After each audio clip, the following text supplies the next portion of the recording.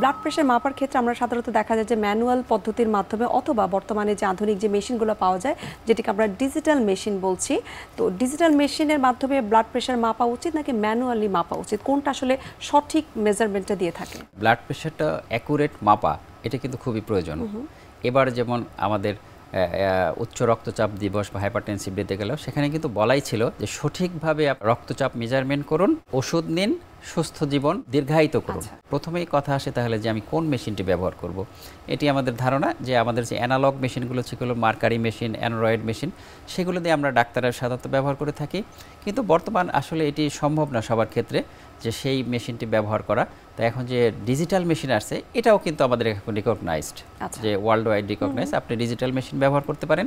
সেখানে কিছুটা যে ডিজিটাল মেশিনের একবার না নেন, একবার দুইবার তিনবার নেন, সেটাকে একটু এভারেজ করুন এবং একটা ভালো ডিজিটাল মেশিন ব্যবহার করতে পারেন। সেই ক্ষেত্রে আপনি প্রত্যেকটা বাসায় আপনার একটা ডিজিটাল মেশিন এবং রাখতে পারেন। ব্লাড প্রেশার মাপার ক্ষেত্রে ডিজিটাল মেশিনের কোনো সুবিধা অসুবিধা আছে কি? ডিজিটাল মেশিনের সুবিধা হচ্ছে এটা মাপা সহজ, খুবই সহজ, এবং অসুবিধা হচ্ছে রিডিংটা একটু অ্যারাউন্ড 10 অর ভেরিয়েশন হয়। তো সেই 10টা যদি আমি এভারেজ করে ফেলি তাহলে ঠিক হয়ে যাবে।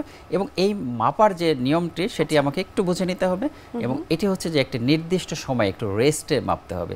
যে আপনি ব্লাড প্রেশার কিন্তু সারাদিনে যদি আপনি 20 বার মাপেন 20 রকম আসবে, এটা বিভ্রান্ত হবেন না। এটি একটি নির্দিষ্ট সময় হচ্ছে আপনার রেস্টিং পিরিয়ড, হয়তো সকালবেলা নাস্তা খেয়ে মাপলেন অথবা রাতে শোয়ার আগে একটি রেস্ট নিয়ে মাপতে হবে। আপনাকে অসংখ্য ধন্যবাদ এই উচ্চ রক্তচাপ সম্পর্কে এত গুরুত্বপূর্ণ কিছু তথ্য আমাদেরকে দেওয়ার জন্য।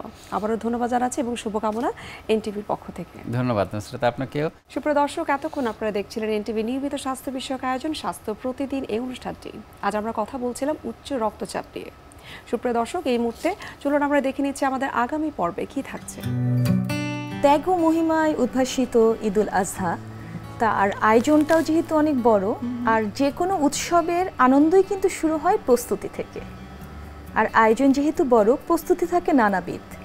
একদিকে প্রিয়জনের কাছে যাওয়ার প্রস্তুতি, কোরবানির তো একটি বিষয় আছেই, এবং সেই সাথে যারা রান্নাবান্না নিয়ে ব্যস্ত থাকেন কিভাবে অতিথি আপ্যায়ন করবেন, আর সবশেষে বলতে চাই নিজেকে প্রেজেন্টেশন, নিজের পরিবেশন, আর সেক্ষেত্রে আসে ত্বক এবং চুলের পরিচর্যা বা প্রস্তুতি। বিশ্বের যে কোনো প্রান্ত থেকে যে কোনো সময় এনটিভির জনপ্রিয় অনুষ্ঠান স্বাস্থ্য প্রতিদিন দেখতে আপনারা ভিজিট করতে পারেন আমাদের পূর্ণাঙ্গ পোর্টাল www.ntvbd.com। এছাড়াও এনটিভির বিভিন্ন ধরনের জনপ্রিয় অনুষ্ঠান এবং নিউজ আপডেট পেতে আপনারা ভিজিট করতে পারেন আমাদের ইউটিউব চ্যানেল এবং ভেরিফাইড ফেসবুক পেজে।